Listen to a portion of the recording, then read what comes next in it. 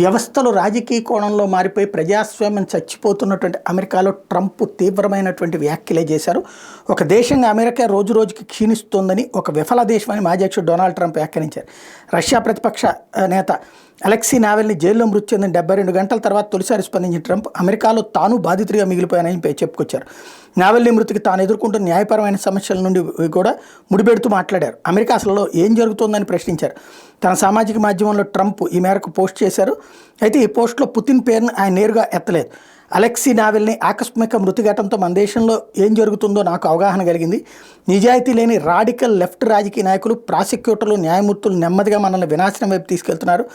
తెరచిన సరిహద్దులు, ఎన్నికల రిగ్గింగు, అన్యాయపూరితమైన కోర్టుల నిర్ణయాలు అమెరికాను నాశనం చేస్తూనే మనది క్షీణిస్తున్న దేశం, మనది విఫలమైన దేశం అంటూ ట్రంప్ పోస్ట్ చేశారు. రెండోసారి అమెరికా పీఠం ఎక్కాలని ఆశపడుతున్న ట్రంప్ గత కొన్నేళ్ల నుంచి న్యాయపరమైన చిక్కులు ఎదుర్కొంటున్నాడు. పలు కేసుల్లో నేరాభియోగాలు ఎదుర్కొంటున్నటువంటి ఆయనకి ఇటీవల న్యూయార్క్ కోర్టు భారీగా జరిమానా విధించింది.